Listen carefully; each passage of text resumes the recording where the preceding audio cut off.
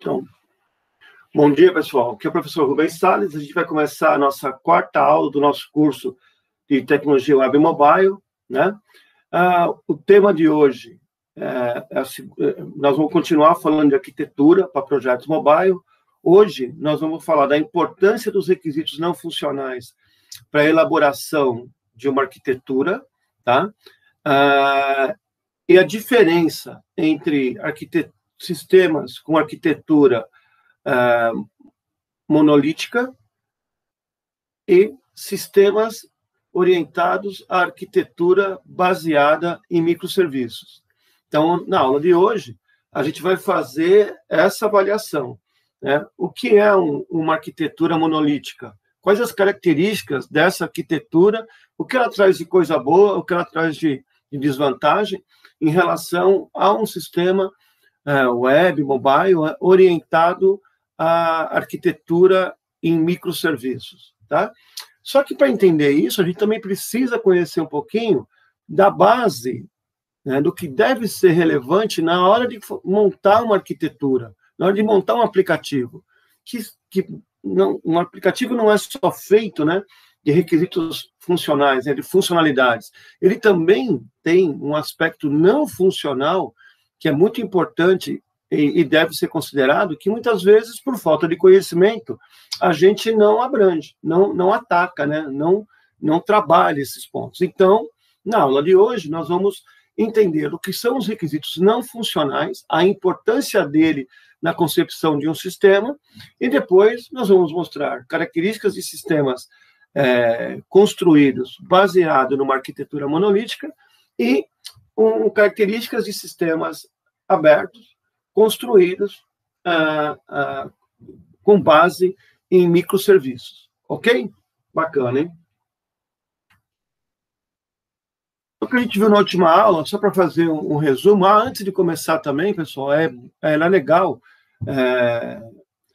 nós temos, nas próximas 3 aulas, a aula do dia 12 e a aula do dia 19, e a aula do dia 26, né, são os próximos 3 sábados, nós faremos as aulas aqui, gravaremos a aula ao vivo aqui, né, das 9 às 10h30, mais ou menos, nós vamos gravar as aulas, tá? Então, quem quiser participar, né, a aula vai estar aqui, eu coloco o link lá no Moodle para vocês clicam no link do Moodle e entram na aula aqui para assistir. Bacana? Tranquilo? Então, próximas 3 a gente vai fazer assim, para que a gente possa ir conversando e mostrando para vocês, capacitando vocês a fazerem a atividade final do curso, que será a elaboração de um protótipo de uma aplicação mobile, tá bom? Mas eu explico melhor durante as outras aulas. Também quero reforçar a atividade que está lá para entregar, né? Nossa, é importante que vocês elaborem a atividade, que vocês façam a atividade e me entreguem, porque é uma nota que deve ser considerada na avaliação de vocês também, ok? Bom, entrando na aula, né, na última aula, a gente falou dos conceitos de arquitetura de software, né, dos elementos, quais são os principais elementos da arquitetura, os benefícios do uso da arquitetura de software, a gente falou da arquitetura 4+1, né, visão 4+1, que é uma visão muito utilizada para projetos arquiteturais, e a gente falou de modelos e estilos arquiteturais. Bom, toda essa aula, se você quer fazer uma revisão, tem alguma questão, o vídeo está liberado, está liberada a aula, está liberado também o vídeo da aula, e lá no Moodle tem um fórum, você entrando no fórum da aula, você consegue colocar as suas dúvidas lá, e a gente vai conversando também pelo fórum. Se a gente não quiser fazer pelo fórum, no próximo sábado, tendo aula, traz as dúvidas e a gente discute as dúvidas aqui na aula também, tá bom? Então, vamos lá, pessoal. Quando a gente falar de arquitetura monolítica, né? O que é uma arquitetura monolítica? Então, vamos imaginar um RP, um SAP da vida, não, um sistema de gestão da empresa, um SAP. O SAP ele é feito para tratar da empresa como um todo. Então, ele é constituído do módulo financeiro, do módulo de RH, né? Imagine o TOTS. O TOTS também é um ERP. Então, o TOTS tem lá o TOTS financeiro, tem o módulo de RH, o módulo de pagamento de contas, né? Se a gente pegar o TOTS para universidades, a gente vai ter lá matrícula de alunos, né? E contatos com clientes. Então, a gente vai ter vários módulos compondo esse sistema. Tudo bem?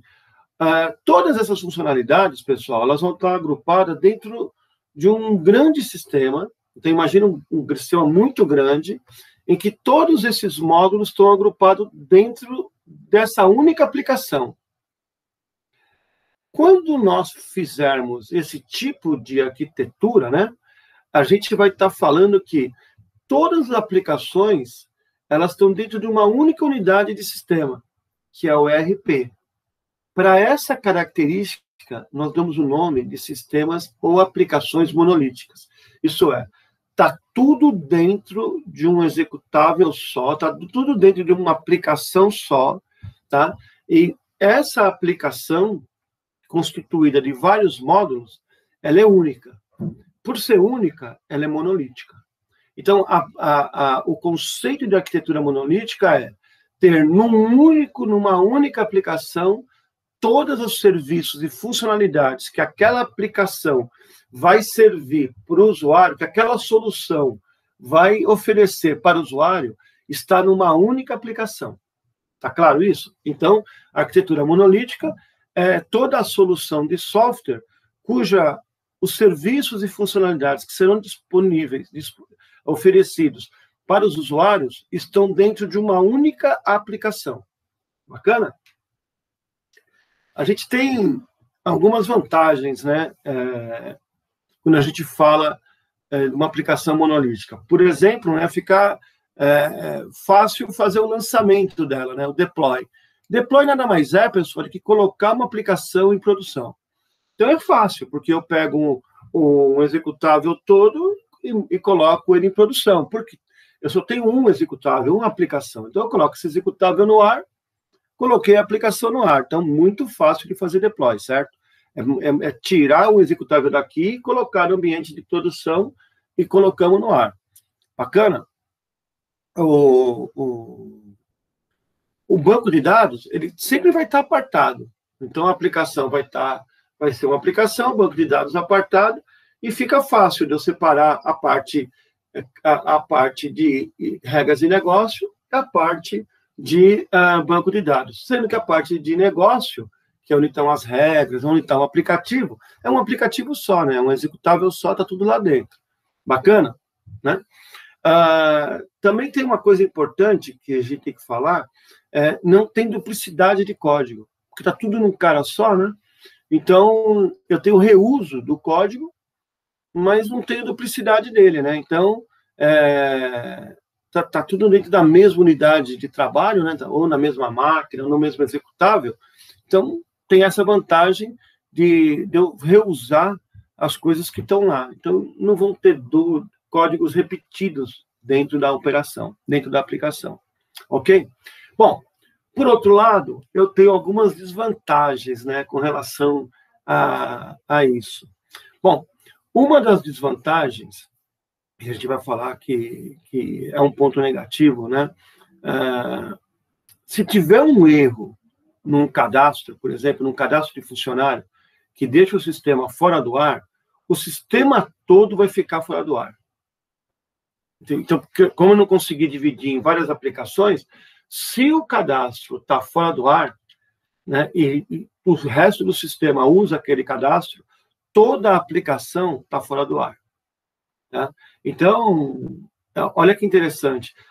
Tem aplicações que nem têm relação com aquele cadastro, tem aplicações que nem usam, mas como a aplicação é única, é uma aplicação só, né, tá tudo dentro de um cara só, quando um pedaço dela não funciona, o todo não funciona.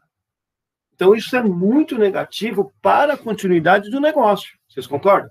Né? Você cria uma aplicação em que uma parte dela para de funcionar e você tira a aplicação toda do ar, porque aquela pequena parte não funciona, É de considerar, né? De se considerar. Será que eu estou criando a melhor arquitetura? Será que está certo o que eu estou fazendo? Comprometendo o negócio todo, né?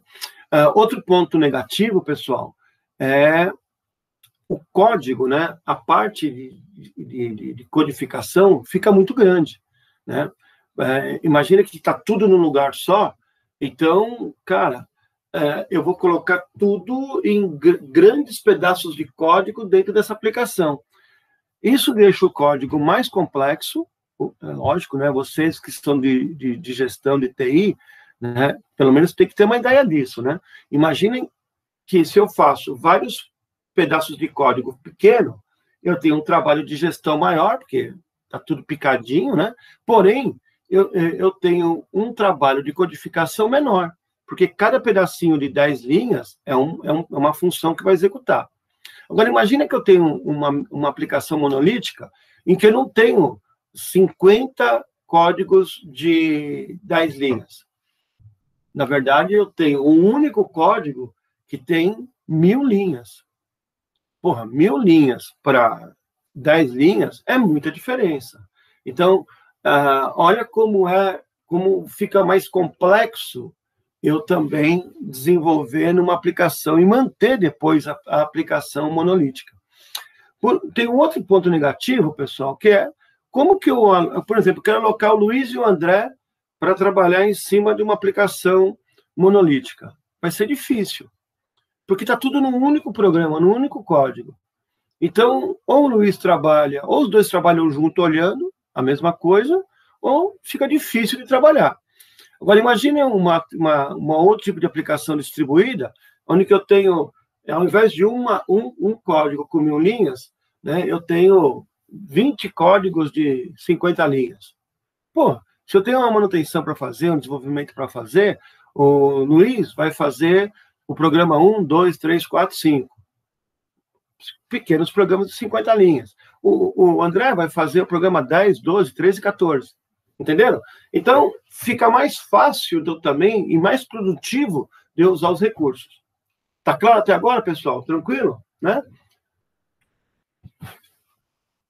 Bom, vamos falar agora de aplicações orientadas a microserviços. Então, microserviço é um modelo arquitetural baseado, pessoal, num conjunto de pequenos serviços totalmente desacoplados um do outro, tá? O que torna a comunicação e o desenvolvimento desses microserviços mais tranquilos, mais leves. Como o próprio nome sugere, né? Eu estou falando de um software dividido em pequenos microsoftwares, pequenos microcódigos, que cada um deles possui uma responsabilidade bem definida e são totalmente dependentes um do outro. Rubens, me dá um exemplo de código e microcódigo, de serviço e microserviço. Tá bom. Vamos fazer um exemplo? Vamos. Imagine a tela de cadastro de aluno. Todo mundo já percebeu essa tela? Imagina essa tela no mobile ou essa tela numa tela web. Todo mundo viu a matrícula, viu lá o nome do cara, o endereço dele, todos os dados da família dele, todos os documentos dele, endereço, telefone, hein? Tudo isso está numa tela só. E eu posso nela incluir, ou eu posso excluir, ou eu posso incluir, eu posso consultar. Se eu consultar, a informação vem na tela. Aí eu posso alterar ou eu posso excluir. Então, imagina que aquela tela toda, né, é uma funcionalidade. E eu posso oferecer o serviço de inclusão, o serviço de consulta, o serviço de alteração ou o serviço de exclusão de um aluno. Isso é um serviço. Isso é uma funcionalidade inteira. Bom, Rubens, entendi. Eu tinha uma ideia realmente de que um serviço, uma funcionalidade fosse isso. Para mim, está ok, sem dúvidas. Mas o que é um microserviço? Bom, tem um campinho lá na tela, pessoal. Tem um campo da tela que é o código, o CPF do aluno. o CPF do aluno, tá? E eu só posso aceitar CPF válido. Só que o CPF é um algoritmo, você tem que validar, fazer um algoritmo lá de umas 15 linhas para validar, fazer uma função para validar se o dígito verificador do CPF está batendo. Essa rotina, esse objeto, essa função que eu vou criar para validar o CPF é um microserviço. Que eu posso usar ele para fazer o cadastro de aluno, para fazer o cadastro de cliente, eu posso usar ele para fazer cadastro de professor. É um microserviço que eu vou encaixando ele em qualquer uma das funcionalidades ou serviços que eu queira disponibilizar. Entenderam a diferença, pessoal, entre microserviço e serviço? Tá? Então, o microserviço é uma pequena função, por exemplo, vou dar um outro exemplo. Eu vou digitar o endereço. Está lá, então, a rua, o logradouro, o número, o bairro, a cidade, o estado, o CEP, isso tudo numa funcionalidade toda. Mas eu posso criar um microserviço que é obter endereço, que eu posso usar ele para qualquer coisa. E o que é um microserviço obter endereço? Eu coloco lá o CEP da rua, ele me dá o CEP da rua, eu crio uma função para que eu possa ir no correio, pegar esse CEP e trazer o endereço completo e jogo na tela para ele. Daqui para frente, toda vez que num sistema meu eu tiver que fazer endereço, eu vou usar esse microserviço obter endereço. Perceberam a diferença do microserviço e da funcionalidade do serviço? O serviço é a funcionalidade que a gente disponibiliza para o usuário. Incluir um aluno, consultar notas, tudo bem? O microserviço é uma pequena função totalmente desacoplada e totalmente individual, independente, que eu posso usá-la em qualquer uma das funcionalidades do meu sistema. Ok? Entenderam isso? Tá bom? Microserviço, pessoal, é uma derivação, é uma evolução de um outro modelo de arquitetura, que é o modelo de arquitetura orientada a serviço. Né? Então, dentro dos nossos modelos de arquitetura, vocês vão ouvir bastante falar em SOA, né? Que são arquiteturas orientadas a serviço. O microserviço ainda é uma camada menor que o serviço, né? Como eu acabei de dar um exemplo para vocês aqui. Tá? Então, são pequenas funçõezinhas.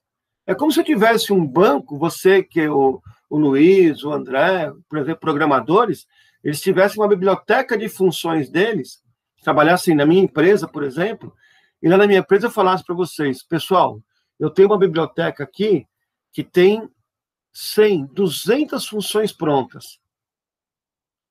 Cada funçãozinha dessa pronta, a gente chama de microserviço. É um microserviço que vai ajudar muito vocês na hora de codificar. Porque vocês não vão ter que codificar. Ela está pronta, vocês vão só encaixar ela dentro do seu sistema.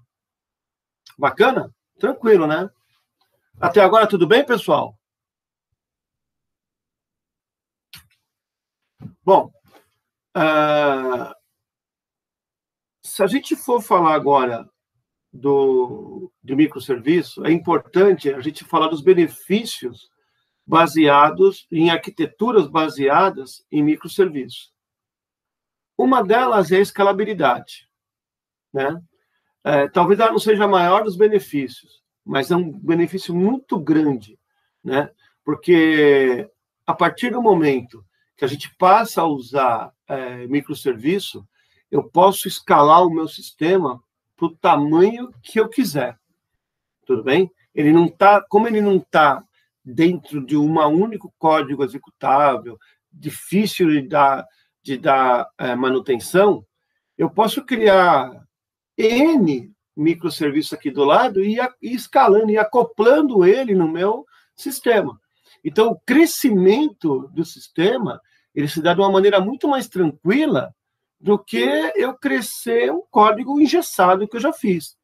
Vocês concordam comigo, pessoal? Tá? A coesão, ela permite que os requisitos não funcionais, como escalabilidade, elasticidade, né, eles ocorrem em situações de alta volumetria, isso é, de alto tráfego de informações. Então, o que acontece? Se eu tenho hoje uma aplicação que suporta 10 mil usuários, e agora o meu crescimento da aplicação bombou, e eu estou tendo lá 500 mil usuários, se eu tiver uma aplicação monolítica, dificilmente eu vou conseguir me adaptar a esse novo número de usuários acessando. Mas se eu tiver uma aplicação de microserviços, eu posso criar serviços, posso criar funcionalidades para ir se adequando ao novo tamanho do sistema, às novas necessidades. Isso tende a facilitar a implementação, né? Principalmente de soluções complexas. Imagina que eu tenho várias soluções que envolvam, por exemplo, biometria. Agora mesmo estou fazendo uma aplicação que está capturando imagem e transformando imagem em texto, né? Então, em vez de eu estar lá com um código engessado enorme, o que eu faço? Pequenos microserviços para capturar pedacinhos da imagem e tratar esses pedacinhos. Então, aquilo que era muito difícil, eu transformei em microserviços de menor complexidade. Tudo bem? A gente tem que considerar, quando a gente criar uma solução, né, quando a gente fizer um projeto de software, os testes, né? Os testes, eles devem... eu devo fazer uma aplicação que eu considere os testes dela. Então, se eu tiver que fazer um teste muito complexo, com muita informação, que envolva muita coisa, vai dificultar eu achar defeito, porque eu tenho que considerar muita coisa ao mesmo tempo. Quando eu uso o microserviço, concorda que eu vou testar só o algoritmo de validação do CPF? Se aquilo está certo, bacana, vai funcionar sempre. Se eu colocar um CEP hoje e ele buscar o endereço, e eu testar isso e funcionar, ele sempre vai funcionar. Tem alguém querendo entrar? Será, pessoal? Deixa eu olhar aqui.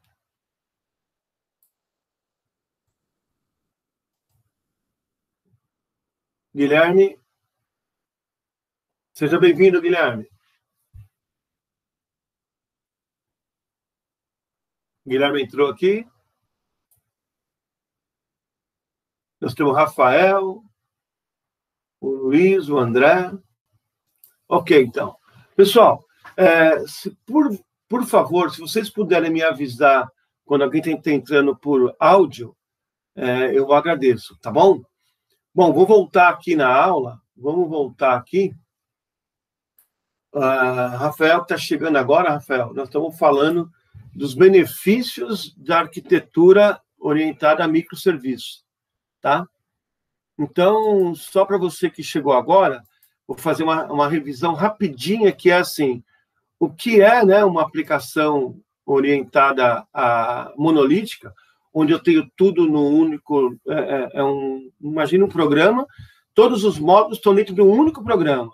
Isso chama arquitetura monolítica, tá? Tá tudo lá. Então, quando para de funcionar uma parte, eu tenho que tirar o executável do ar. Cai o executável todo, ok? Por outro lado, tem os microserviços. Uma arquitetura baseada em microserviço é uma arquitetura que eu tenho pequenos códigos que constituem um código grande. Aí eu estava falando, pessoal, qual que é a diferença entre uma funcionalidade, que é um serviço, e um microserviço? A funcionalidade é a inclusão do aluno, uma tela de inclusão de aluno. Essa é uma funcionalidade, é um serviço que meu sistema disponibiliza para o usuário. O que é o microserviço? Por exemplo, ele tem que... eu quero digitar o endereço dele. Então, ao invés de ele digitar todo o endereço, eu crio um microserviço que chama obter endereço. ele coloca o CEP e eu trago o endereço todo para ele. Então, esse microserviço, eu posso usar ele em qualquer funcionalidade que envolva captura de endereço. Entendeu? Então, isso é o microserviço. Um outro microserviço é, por exemplo, validar o CPF do aluno. Eu posso usar isso para aluno, eu posso usar isso para cliente, eu posso usar isso para professor, né? É um microserviço que eu posso usar. Então, o microserviço, ele é pequeno, o microserviço, ele tem uma responsabilidade reduzida, ele tem um foco bem definido, e eles são totalmente independentes, eu posso usar eles em qualquer lugar. A grande vantagem é que, uma vez eu tendo o microserviço testado, ele funciona em qualquer lugar, tá bom? Eu não preciso ficar fazendo, toda vez que eu vou capturar endereço, criar código para capturar endereço. Eu reuso, né? Então, é reuso, é mais fácil de dar manutenção, é mais fácil de testar, né? Então, imagina que eu tenho agora que entrar para testar uma tela de funcionalidades de inclusão de aluno, por exemplo, em que o CEP, eu sei o endereço, eu sei que ele já traz certinho, ele que já valida o CEP certinho, ele já valida o CPF de maneira bacana. Então, a complexidade do meu teste também diminui bastante. Tá bom? Tranquilo? Aqui nós vamos falar que quanto mais a minha aplicação estiver baseada em microserviços, né, mais fácil será eu conseguir incluir ou crescer essa aplicação com novas funcionalidades.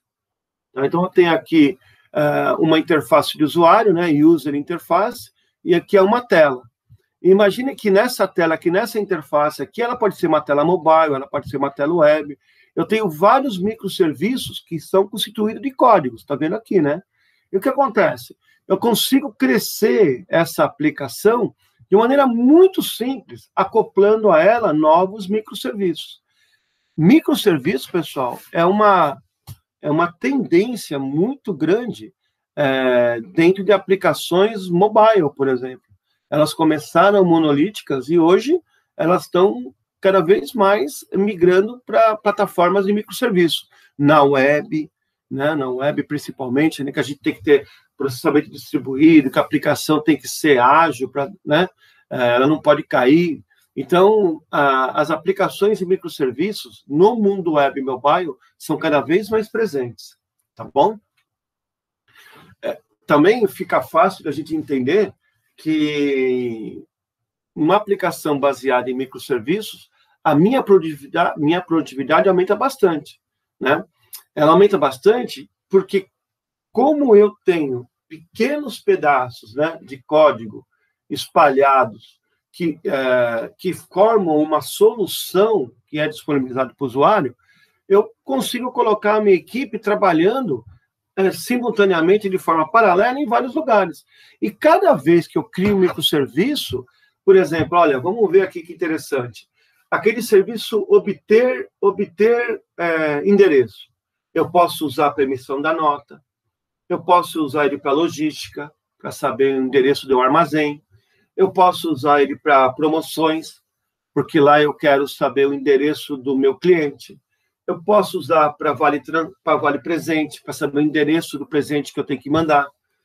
Eu posso mandar para o painel de autor, o endereço dos autores, sei lá, entendeu? O painel do cliente, o endereço do cliente. E-books, né?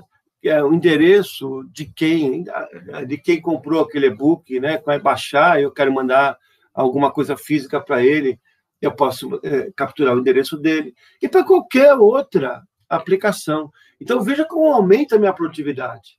Eu faço uma vez só o código do microserviço e só vou acoplando ele dentro das funcionalidades da minha solução. Tá? Isso está intimamente ligado também ao padrão de baixo, que é flexibilidade. Olha como esse tipo de arquitetura deixa a minha aplicação flexível para crescer, para criar novas características de negócio. Está vendo essa caixinha que não tem nome aqui do lado? A hora que a gente colocar um nome nela, a gente carrega ela com microserviços. O desenvolvimento dela vai ficar muito mais rápido. a confiabilidade dela vai ser muito maior, entenderam? Aqui também, dando continuidade, a implementação é codificação. A gente vai entregar código mais rápido, ou com menos taxa de erro, tranquilo? A gente também consegue monitorar toda a automação de processo, criar todo o monitoramento e automação dos processos, o que eu consigo fazer de maneira automática. E aí, por exemplo, nós na Quest, na minha empresa lá, a gente trabalha com automação de processo, robotização de processo. Lá, pessoal, a gente desenvolve robozinhos para substituir a interface humana. Cada robô desse é constituído de microserviços. Então, olha que interessante, os nossos robozinhos são 14, 15, dentro de um processo, 14, 15 robôs conversando entre si, que envolvem aí uma coleção de 70, 80 microserviços que estão conversando entre eles para gerar a automação do processo. Bem legal, né? E isso, então, pessoal, a gente fala que a gente consegue segmentar bem o código, né? Deixar cada pedacinho de código muito bem. Por exemplo, eu tenho que ter um robozinho que acessa o site da Receita Federal. Vai ter uma parte, um microserviço, que é só acesso à Receita. Toda vez que eu precisar acessar a Receita, eu já tenho lá um microserviço para isso, tá? Por exemplo, um microserviço de capturar a posição do cursor na tela. Eu já tenho esse microserviço pronto. Então, independente de como eu vou usar ele, de como eu vou clicar na tela, eu não preciso mais ficar fazendo código para identificar aonde o cursor está clicando. Eu já tenho esse microserviço pronto, eu só reuso ele em todas as aplicações. Tudo bem? Então, isso faz com que todos os sistemas baseados em arquitetura em microserviço, né, todos os sistemas com arquitetura baseada em microserviço, eles tenham a sua entrega baseado em valor agregado para o cliente. Então, eu agrego valor, eu faço as minhas entregas agregando valor para o cliente. Né? Então, isso é muito legal. Por exemplo, eu consigo entregar primeiro aquilo que vai trazer mais valor para o meu sistema, para o meu cliente. Então, numa loja online, eu vou primeiro colocar as vendas, colocar os produtos, as vendas, depois eu faço outros desenvolvimentos. Por que você conseguiu fazer isso, Rubens? Porque eu fui pegando microserviços e já fui orientando aquela entrega, como é tudo independente, eu já fui criando esse cenário de venda. E tudo aquilo que eu precisava para vender, eu acoplei e fui criando microserviços para disponibilizar isso para o usuário. Tá bom? Quando a gente for avaliar, né, quando eu uso microserviço e quando eu uso aplicações monolíticas. Agora, vamos fazer agora uma análise que nem sempre é ruim usar uma aplicação monolítica. Tem algumas características, se a gente souber o que a gente tem que considerar para desenvolver a aplicação, a gente vai poder tomar uma decisão melhor, correto? Então, por exemplo, uma arquitetura monolítica é amplamente aplicável para soluções de pequeno porte. Então, uma coisa muito pequena, eu não tenho muita necessidade de criar microserviços, vários microserviços, ou criar ela pensando em microserviço. De repente, eu quero criar alguma coisa rápida e muito pequena, eu faço um único código e entrego lá, ok? Já para uma aplicação de grande porte, sistemas complexos, que envolvem interfaces com outros sistemas, né? Uma arquitetura monolítica, ela acaba sendo um pouco complicada, né? Ela acaba sendo pouco eficiente nesse sentido, né? Porque imagina eu colocar num único código interface com o sistema de compras, interface com o sistema de vendas, interface com o aluno, interface com o Mac, interface... Agora, fica muito complexo e muito ruim de trabalhar, tá bom? Então, sistemas complexos, arquitetura baseada em microserviços. Sistemas pequenos, arquiteturas monolíticas. Ok? Ok, né? Isso não invalida que eu, em sistemas pequenos, também use uma aplicação orientada a microserviços. Ok, pessoal? Tranquilo? Tá? Imagina que num sistema monolítico, cada parte depende da outra para funcionar. Isso é, uma parte está inteiramente relacionada e depende da outra. Se uma parte falha, o sistema todo vai falhar. Tá bom? Então, isso é complicado. Quando a gente falar de microserviços, como eles são totalmente independentes, o que acontece? Se uma parte falha, ela não impacta no funcionamento da outra parte. Tá? Então, eu consigo ter uma aplicação no ar, e se uma parte dela cai, só aquela parte vai funcionar. E todo mundo que depender dela. Ok? Mas ela para, e só aquele escopo bem fechado, só aquele pedaço para. O resto do sistema fica funcionando. Então, esse é um ponto a ser avaliado. Tudo bem? Esse é um ponto a ser avaliado. Bom, outra coisa é assim, vamos pensar em fazer uma mudança.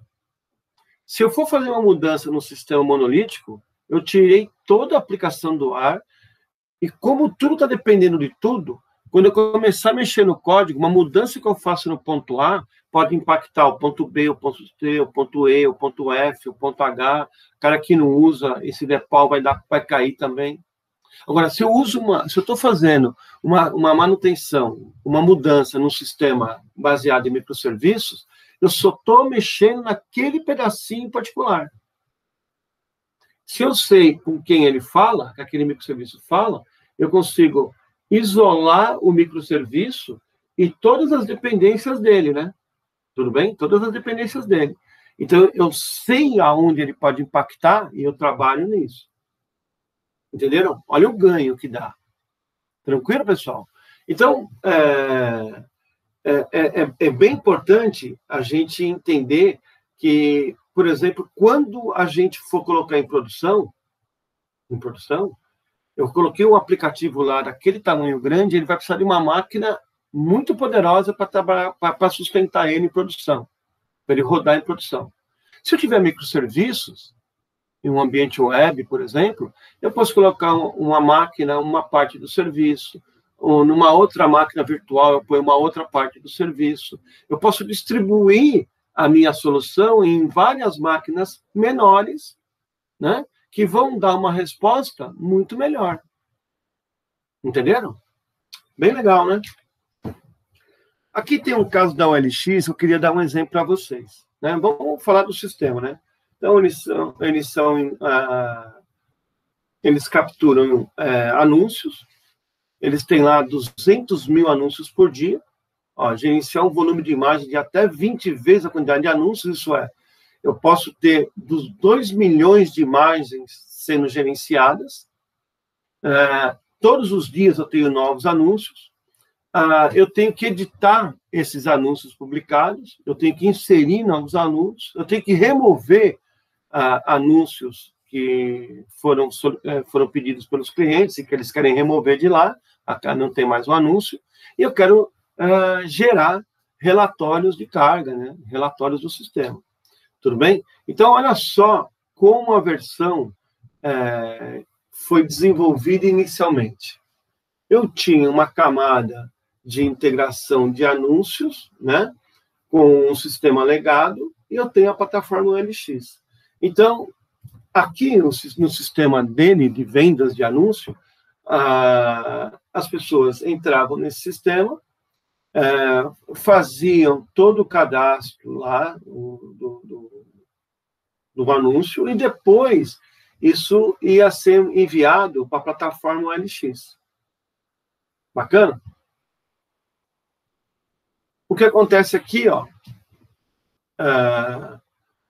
na nova arquitetura que foi desenhada pensando em microserviço, eu dividi o sistema em 3 grandes grupos. Um grupo de integração, um grupo de remoção e um grupo de relatórios. Cada um desses pedacinhos aqui é independente do outro. Usa tecnologia diferente. Ó. Aqui eu estava usando uma tecnologia e estava tudo num lugar só. Né? Se me der problema na importação, eu tiro todo o site do ar. Se der problema no cadastro, eu tiro todo. Se eu der problema na remoção de anúncios, cai todo o site, caía. Agora não. Agora, cada pedacinho é totalmente independente do outro.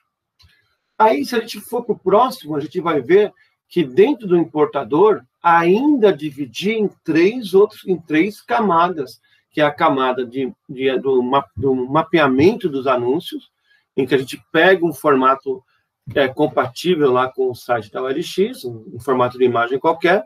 Eu tenho o processador de inserção, isso vai validar o anúncio e vai trazer esse anúncio para dentro da OLX, e eu tenho uma interface com o sistema legado para garantir que aquele anúncio, por exemplo, foi pago, e por isso eu posso publicar. Tudo bem? Do outro lado, a gente vai ter a remoção de anúncios, que é uma disponibilidade que eu vou ter um filtro, isso é, a gente vai poder colocar lá uma consulta, né? Essa consulta, ela vai mostrar os anúncios que estão publicados, e vai ter um serviço que chama remoção, que vai chamar uma transação de exclusão para o serviço que ele selecionar a partir da consulta. Então, olha que já dividi ainda em pedaços menores. Entenderam? Dentro agora do mapeamento, né, de anúncios, o que aconteceu, né? A gente diminuiu drasticamente o escopo das responsabilidades, porque cada um ficou com um pedacinho muito bem definido do que ele faz, tá? Ficou mais fácil de colocar no ar, tá? Então, a gente consegue tirar cada caixinha dessas que vocês estão vendo, eu consigo tirar e colocar lá no ar sem ter que tirar o software do ar, tá? Os testes ficaram muito mais simples, porque ao invés de eu testar o todo, eu vou testando cada pedacinho desse, e depois eu testo a integração entre essas partes, ok? E a gente consegue ainda incrementar novos serviços dentro dessa arquitetura, coisa que a gente não conseguia fazer antigamente. Né? Antigamente, muito engessadinho. Agora, bem dinâmico. Ok, pessoal? Bom, vamos falar agora de requisitos não funcionais, tá? E como que esses requisitos devem ser aplicados quando eu pensar em desenvolver uma aplicação web e uma aplicação mobile. Bacana? Então, isso é bem interessante, é importante para a carreira dos senhores. O requisito não funcional, pessoal, ele é a base da arquitetura de software, porque eu tenho que atender algumas necessidades que não são necessidades funcionais. Por exemplo, eu quero uma funcionalidade para fazer pedido. Eu quero vender na web. Então, qual é a funcionalidade? Venda de produtos. Ok. Nessa venda de produtos, eu tenho alguns microserviços. Eu tenho consulta de produtos, eu tenho lista de produtos, eu tenho carrinho de compra, né? Então, essas são as funcionalidades. Então, a gente chama isso de requisitos funcionais. Funcionalidades que o sistema tem que ter. Agora, se eu atender as funcionalidades, o meu sistema vai ficar bom? Eu acho que não. Como assim, Rubens? Ele tem muita possibilidade de eu fazer um sistema atendendo todas as funcionalidades que o cliente pediu e, mesmo assim, o cliente não gostar do meu sistema. Por quê? Rubens, como o sistema é lento, cara, como ele demora para funcionar, performance. Ele não tem performance, não tem desempenho. Nossa, Rubens, como é difícil de colocar esse sistema no ar. Opa, manutenabilidade. Rubens, como esse sistema é falho, como ele tem falha de segurança, cara? Segurança. Então, são atributos que o sistema tem que ter, que não são as funcionalidades, que muitas vezes o usuário não sabe pedir. O usuário sabe pedir as funcionalidades. Agora, as não funcionalidades, que são os não funcionais, nós, de tecnologia, é que temos que prestar atenção. E temos que fazer as perguntas corretas para os nossos clientes, para que eles tenham uma aplicação bacana no ar. E o que adianta você criar um mobile super bacana para ver, por exemplo, posição do ônibus, onde o ônibus está, para você ter o tempo de espera do ônibus até o ponto que você está. Né? Se quando você for rodar a sua aplicação demorar, sei lá, tanto tempo para fazer a consulta que ele não consegue concluir a consulta. Né? Do que me vale fazer uma aplicação mobile para fazer compra se você não consegue concretizar a compra porque é muito lento e cai toda hora? Você nunca mais vai vender. Entenderam? Então, importantíssimos os requisitos não funcionais. Tá? Ele tem uma série de requisitos não funcionais. Né? Tem uma norma que é 9621, que virou depois 25.000, né? Que é uma norma que define, né, o que são os não funcionais. Então, são aqueles que não são funcionalidades, mas eles estão relacionados diretamente a uma funcionalidade. Então, por exemplo, uma consulta de notas. Um exemplo, consulta de notas. Consulta de dívidas. Por exemplo, a gente quem dirige, né, consulta de multa no Detran. Consulta de pontuação. É uma funcionalidade. O que é um requisito não funcional atrelado a essa funcionalidade? Por exemplo, performance. Então, eu posso falar o seguinte, eu posso pedir para você, na hora de desenvolver, André, Rafael, Luiz, me desenvolva uma aplicação de consulta de multas que não pode demorar mais que 2 segundos para trazer a resposta. Está lá, completo. Funcionalidade, consultar multas. Requisito não funcional, tem que demorar até 2 segundos. Então, na hora que eu for fazer o teste, eu não valido essa funcionalidade só olhando se ele trouxe ou não os pontos. Eu também considero nos testes os 2 segundos. Olha como ficou bem legal, né? Então, requisito funcional é a funcionalidade de trazer a pontuação, e requisito não funcional, a performance, por exemplo. Agora, quais são os requisitos não funcionais? É a usabilidade, que é a facilidade que a gente aprende com o sistema. Por exemplo, a Microsoft é campeã nisso, né? Imagina que a Microsoft tem lá o Word, que é a mesma carinha do Excel, que é a mesma carinha do PowerPoint, que é a mesma carinha do... Cara, todos os produtos têm a mesma cara. Então, quando você entra, rapidamente você aprende o Word usando o Word. Tá? É uma fácil de usar, fácil de aprender. Então, por exemplo, mobile. Quem é que quer usar uma aplicação mobile difícil de usar? Ninguém. Vocês adoram joguinhos. Quem é de vocês que gosta de um joguinho difícil de trabalhar com ele? Não quer. Entendeu? Ainda mais mobile, né? Tudo bem? Manutenabilidade.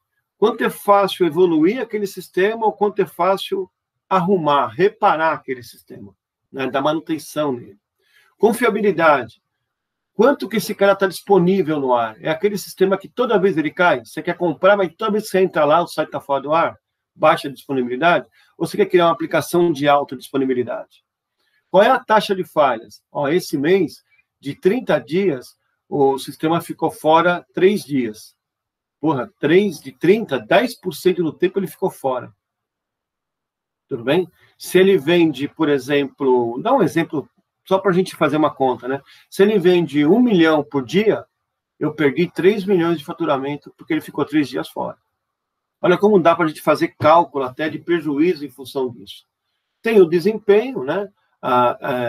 Que é essa questão da performance, né? Em tantos minutos, em tantos segundos, tá? A portabilidade, é um sistema que tem que rodar em várias plataformas, a plataforma Windows, Linux, tem que rodar em aparelhos mobile Android, tem que rodar em iOS, isso chama portabilidade. Reusabilidade, eu usar, microserviço puro, pessoal, eu poder reusar código em vários outros lugares do sistema. E segurança. né? Tem que ter nível de acesso, tem que ter a autoridade para entrar em alguns lugares do sistema, privilégios dentro do sistema, alguns vão ter mais privilégios, outros não vão ter, garantir que ninguém vai interceptar uma informação e vai roubar essa informação para ela, garantir a autoria, da integridade da informação que está gravada no banco. Então, isso tudo aqui, ó, são atributos não funcionais que vão estar amarrados às funcionalidades do sistema. Bacana? Professor. Isso.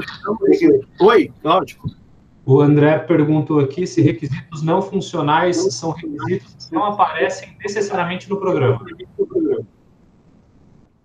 Requisitos não funcionais são requisitos que não aparecem necessariamente no programa. Ele não é uma funcionalidade do programa, mas tem que ser atendido pelo programa. Vamos dar um exemplo, né? O tempo. Ou não aparece em nenhum lugar, você não coloca um contador lá dentro, né? Você não aparece em nenhum lugar, você coloca lá, por exemplo, para demorar até 2 segundos. Mas você faz o seu código, tenta fazer o seu código para alcançar aquela meta. Então, os não funcionais são metas, né? Por exemplo, quando a gente fala de usabilidade, né? É a tela. Como que eu vou clicar? Como é que eu vou clicar na tela, né? A gente vai ter uma aula só disso até. Como é que eu crio a tela de uma maneira que o usuário goste da interação, de viver essa experiência com a tela? Isso não aparece no código, né? Não tem uma funcionalidade para isso. Mas eu tenho que atender essa necessidade. Vocês sabiam que a indústria da interface é uma indústria de bilhões, que gira em torno da casa de 30, 40 bilhões de investimentos em interface?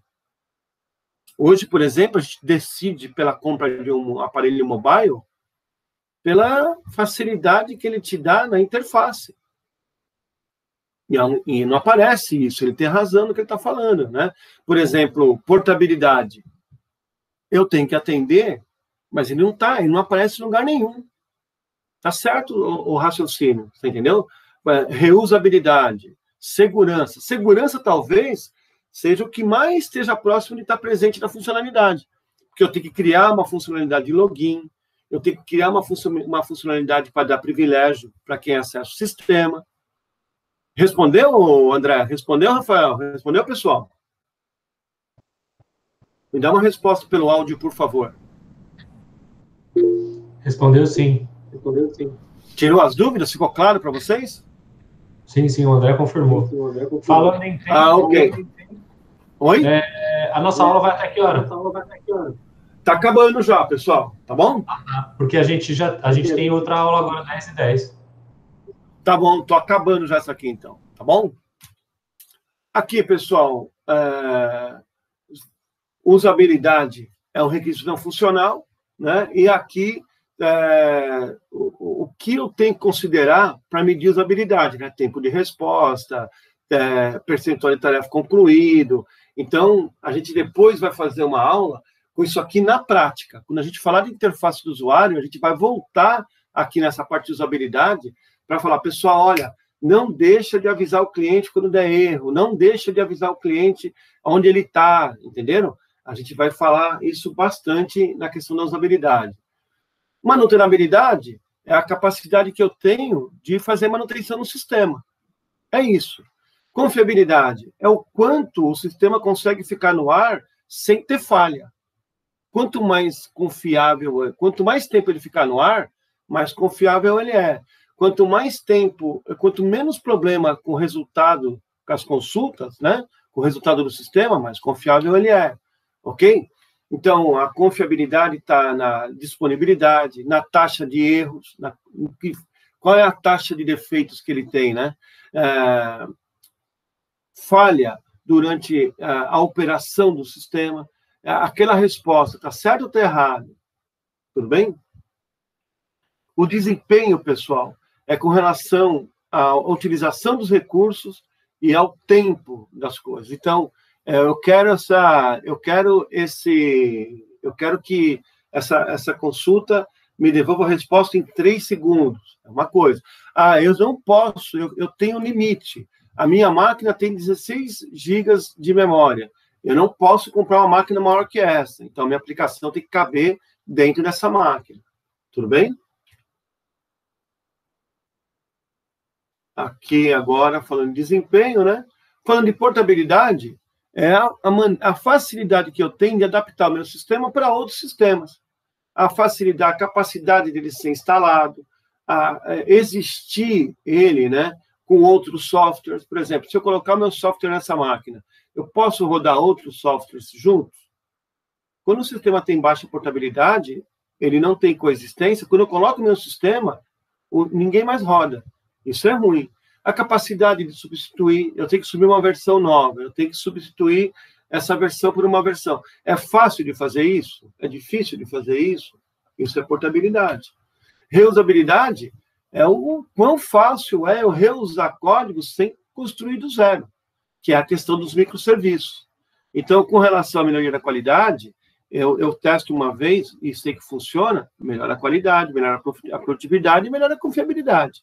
Do lado de cá, com relação à redução de esforço, eu tenho menos tempo de programação, eu consigo lançar o produto no mercado em menos tempo, a documentação eu faço uma vez só, e serve para todo o sistema ficar bem documentado, o custo de manutenção é reduzido, porque ele é bem pequeno, né? O tamanho de linha de código para mexer é pequeno, e o tamanho da equipe fica pequeno também.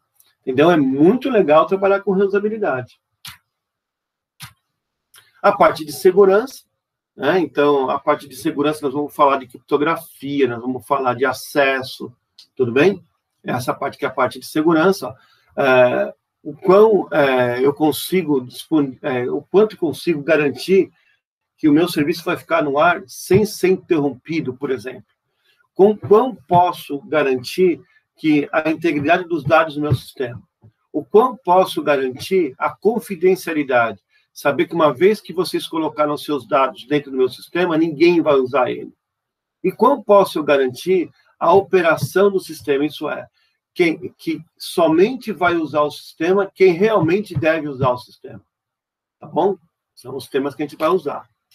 Então, para cada um, né, quando a gente fala de segurança, nós estamos falando de identificação dos usuários, autenticação dos usuários, tempo de acesso, a auditoria de segurança e alarmes que a gente pode criar. Tá? Então, vai ter uma disciplina que a gente vai trabalhar, que chama Segurança da Informação, que ela abrange todos esses tópicos aqui. Aqui é bom você entender o que é a segurança, né? Nós estamos falando de identificação, login, autenticação, estamos falando de se você ficar mais que 5 minutos sem tocar no teclado, é bom, 1 minuto é bom eu fechar a tela, entendeu? Então, mecanismos de segurança que nós temos que pensar quando a gente cria a nossa aplicação, tá? Aqui, pessoal, no final, eu criei alguns links para vocês, né? Alguns vídeos para vocês, uma introdução ao microserviço, é bem legal esse vídeo aí, ele dá uma introdução bem bacana do que é microserviço, de como ele é desenvolvido, os conceitos básicos do microserviço, bem legal. Aí tem um vídeo do Wesley Williams, né, que ele fala sobre as vantagens de usar a arquitetura orientada a microserviço. Bem legal também. E no final, o MVC, MVP e MVVN para Android, que já até a gente vai falar um pouquinho na próxima aula, quando a gente já olhar para a aplicação Android, a gente vai falar bastante de Android na próxima aula, né? Então, lá a gente já vai explorar, já é legal você entrar aqui e olhar um pouquinho desse cara, para você entender o que é isso numa aplicação Android, tá? Então, são 3 vídeos aí curtos, nenhum vídeo longo, vídeos curtinhos, que vão agregar bastante valor para vocês. Bom, para a próxima aula, nós vamos apresentar a arquitetura de sistemas Android. É importante porque depois a gente vai partir já para desenhar aplicações mobile, principalmente aplicações Android. 90% do mercado hoje, o corporativo, usa celulares com sistema operacional Android. Então, nós vamos focar bastante, vamos conhecer bastante, aplicar bastante, né? Uma visão bem bacana do que é um sistema Android. Tá bom? Pessoal, espero que vocês tenham gostado da aula de hoje. Tá? Aqui está o meu e-mail da Fundação. Hoje mesmo, assim que essa aula ficar pronta, eu já posto ela lá no Google, no Moodle, né? Aí já mando ela para o meu canal e já crio um link lá no meu canal para que vocês possam ter acesso a essa aula. A semana que vem, a gente faz o mesmo, começa às 9 horas, e das 9 às 10, para vocês poderem, ou se vocês quiserem, né? Vocês preferem que a gente comece essa aula um pouco mais cedo? 8h45, 8h30 para vocês? Ou das 9 às 10 é razoável para vocês?